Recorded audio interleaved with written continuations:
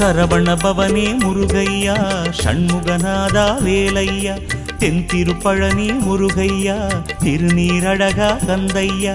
ஆவினன் குடிவாழ் முருகையா ஆவியின் துணையும் நீ ஐயா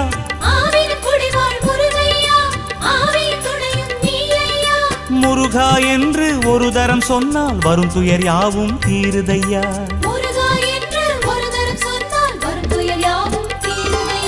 சரவண பவனே முருகையா ஷண்முகநாதா வேலையா தென்திருப்பழனி முருகையா திருநீரழகா கந்தையா